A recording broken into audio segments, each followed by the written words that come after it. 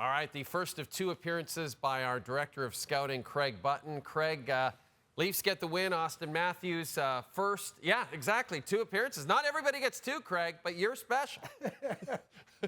You're special. Auston Matthews, first to 66 since Mario Lemieux back in 95-96. Pretty incredible when you really... You know, like we talk about him so much, but can you put it into perspective? You've called him the best goal scorer of the game right now, and that seems obvious. But are you even surprised how prolific he has been in his pursuit of 70 this season?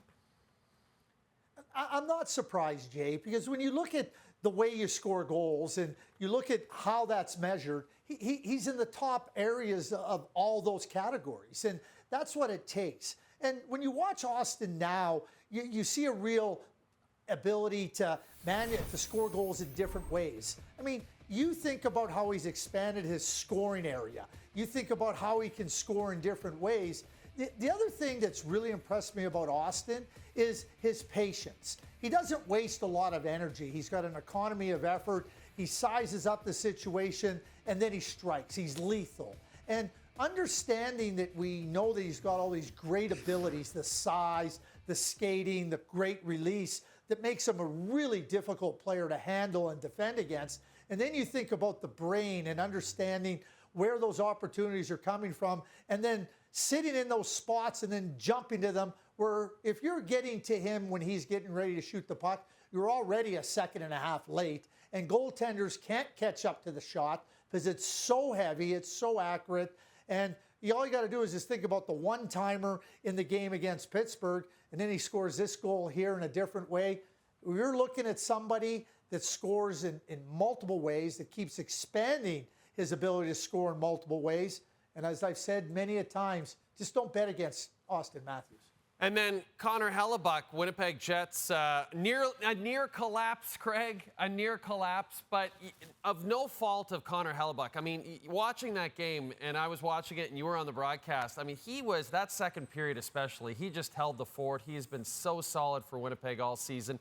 35th win of the season for Hellebuyck. In your mind, is he a lock to win his second Vezina this year?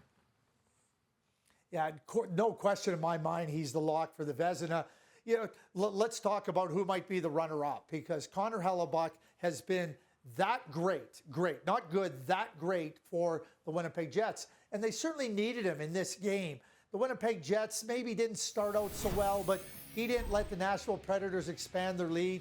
And then as they got to the second period, 22 saves on 22 shots. And breakaways, some really good chances by some of their best players, Philip Forsberg included.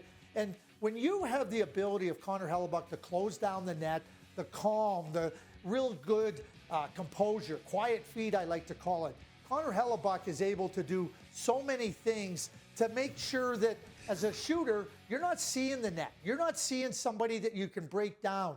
Even on those breakaways, you see players trying to move them. He just moves with you, and then when you get ready to take a shot, you got no net to shoot at. He was brilliant in this game, and certainly when you watch him play and you know you're going into the playoffs, and we also understand how great goaltending it has to be to win in the playoffs, well, you got Connor Hellebuyck.